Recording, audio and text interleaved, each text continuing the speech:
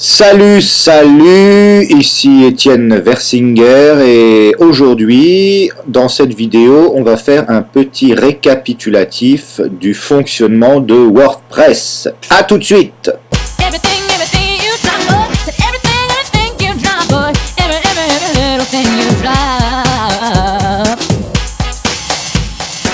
Alors, WordPress. Donc l'outil principal de WordPress, le tableau de bord. C'est dans le tableau de bord qu'on va configurer l'apparence de notre site. Donc ça c'est la partie cachée et ça c'est la partie visible par les internautes. Alors, bon, on a vu dans la petite vidéo précédente la différence entre les articles et les pages. Donc on a vu que les articles avaient une relation avec le temps. C'est-à-dire qu'on va mettre dans un article quelque chose qui est en relation avec ton actualité du moment. Et les pages, elles vont plutôt servir à des articles qui n'ont pas vraiment de relation dans le temps, qui sont aussi valables maintenant que dans 2 ans, que dans 3 ans, etc.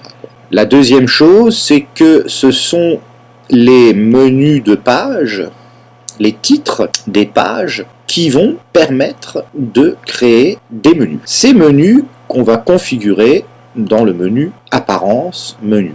Donc, dans les menus qu'on va retrouver ici, alors, on peut les retrouver ici, on peut les retrouver là-haut, ou on peut les retrouver en bas du site dans le footer, ce qu'on appelle le footer. Bon. Et ça, on le configure ici. Si on veut que qu'un menu apparaisse en haut, en Top Navigation, on va sélectionner ici le menu qu'on a envie de voir en Top Navigation. Si on veut qu'il y ait un menu au milieu, on va sélectionner cette place ici, le menu Primary Navigation. Et puis si on veut qu'il y ait un menu en bas de la page du site, dans le footer, on va sélectionner ici le menu qu'on a envie. Donc on peut évidemment mettre 3 fois le même menu. Menu qu'on crée ici, on donne un titre. Ça c'est le titre. Le titre du menu, c'est barre de menu principal qu'on retrouve ici. Donc si je crée un nouveau menu ici, en appuyant là, j'aurai dans ma liste ici un nouveau menu qui portera le nom que je lui aurai donné. Voilà, donc ça ce sont pour les menus. Donc dans les menus, on peut mettre des pages qu'on va créer dans le menu page. On peut mettre des catégories. Les catégories, on les configure dans le menu catégories. Vous voyez qu'ici les articles, ici, ils comportent des catégories. Donc là, c'est la catégorie non classée. Mais on peut très bien avoir un article dans une catégorie qu'on peut créer. Notamment ici, j'ai créé un certain nombre de catégories, développement personnel, énergie, livre pour changer le monde, mon art, etc. Tout ça, ce sont des catégories dans lesquelles je vais mettre mes articles. Alors, comment je mets un article dans une catégorie? Alors, comment je crée une catégorie déjà? Bon, moi, je crée une catégorie ici. Je lui donne un nom. Et puis, je fais appliquer. Ajouter une nouvelle catégorie. Donc, elle va se rajouter à la liste ici. Donc toutes ces catégories, on va les retrouver dans la page des articles. Je clique dans tous les articles. Et là, par exemple, je vais cliquer sur l'article Bonsoir et je retrouve mes catégories ici, avec les sous-catégories qui sont rangées là. Donc ça, c'est la catégorie par défaut non classée. Donc au début, WordPress range tous les articles dans la catégorie non classée. Mais on peut créer des autres catégories. Développement personnel, énergie, livre pour changer le monde, etc. Mon art, avec les sous-catégories, donc comme ça apparaît dans le menu. Donc, si je clique dans le menu ici, mon art, je vois bien que j'ai des sous-menus. Parce que ça, ce sont des sous-catégories à mon art. Ma musique est une sous-catégorie de mon art, mon cinéma est une sous-catégorie de mon art, etc. Donc, si je veux qu'il y ait un article dans une catégorie définie, je n'ai qu'à cocher ici la case.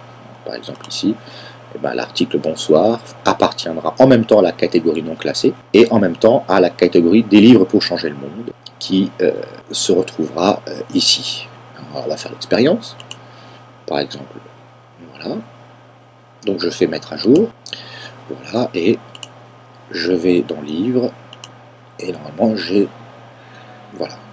j'ai l'article livre pour changer le monde.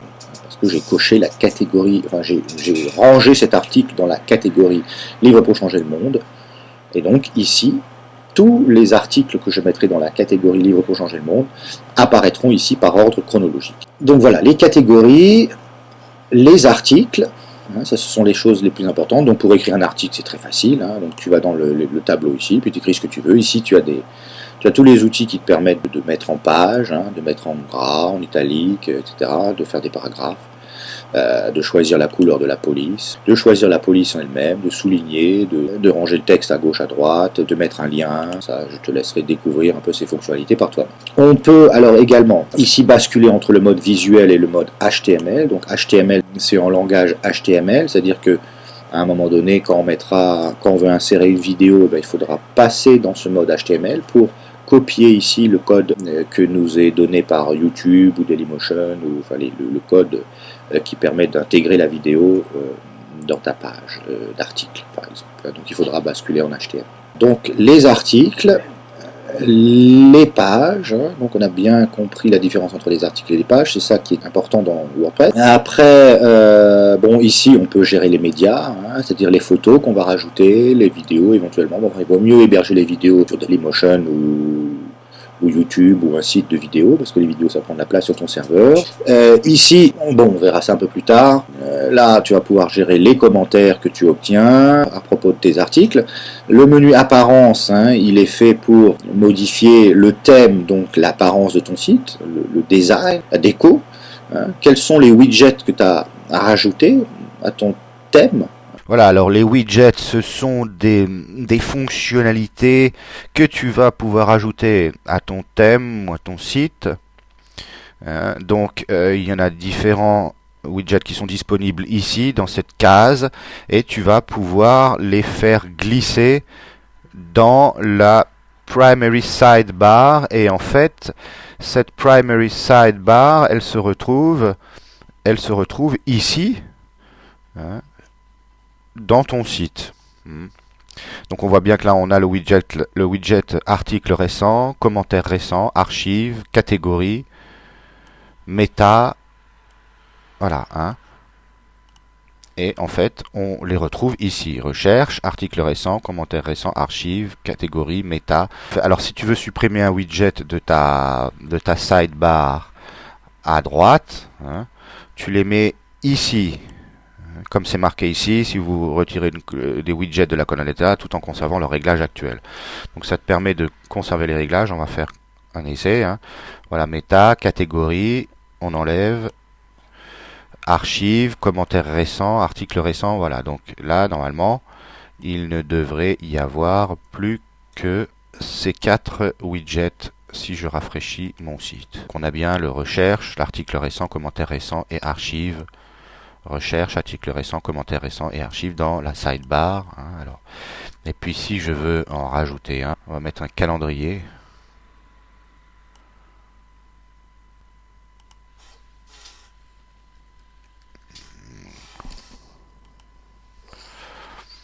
Voilà, et normalement, on devrait avoir le calendrier de la publication des articles récents. Voilà.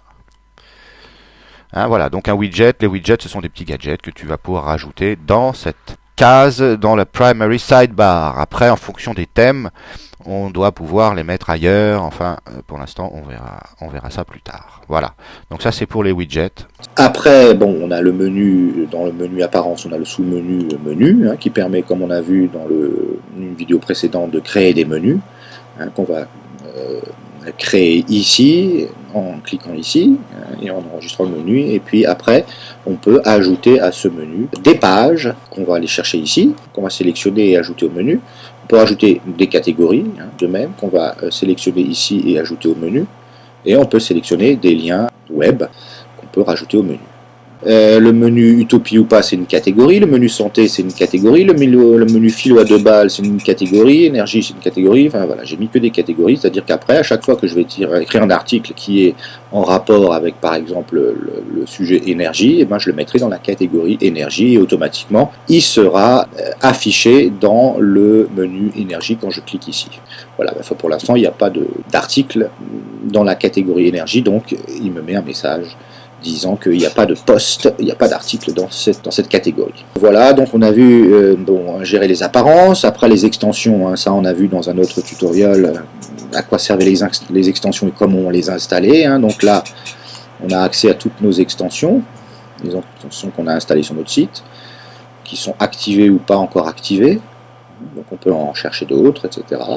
Après, bon là on pourra gérer plus tard les utilisateurs, hein, les gens qui vont s'inscrire sur ton blog. Enfin pour l'instant, cette fonction on ne va pas encore l'utiliser. Là on a des outils pour gérer ton site, pour l'optimiser, etc. Enfin, bon, pour l'instant, on ne va pas non plus beaucoup utiliser cette fonction, mais on y reviendra plus tard. Et ici, on fait les réglages du site. Hein. Donc là, on a vu les réglages généraux, donc la page d'accueil, la photo, le titre ici, hein, le slogan que tu vas mettre ici, qu'on retrouve sur le site ici.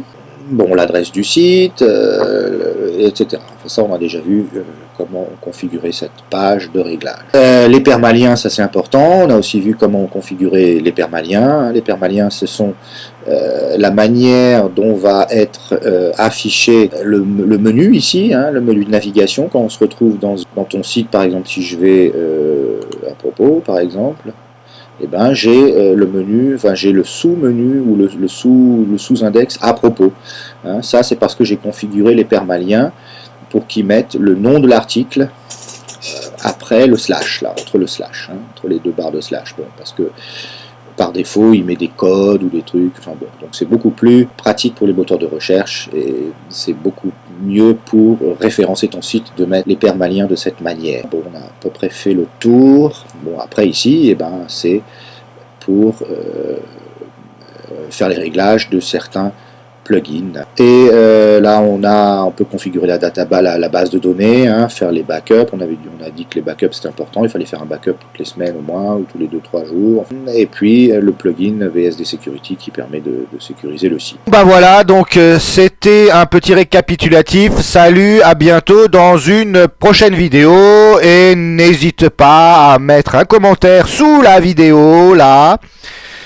Pour me dire si tu as des remarques à faire, si tu n'as pas tout compris, s'il y a des choses que tu n'as pas comprises, je te les expliquerai. Salut!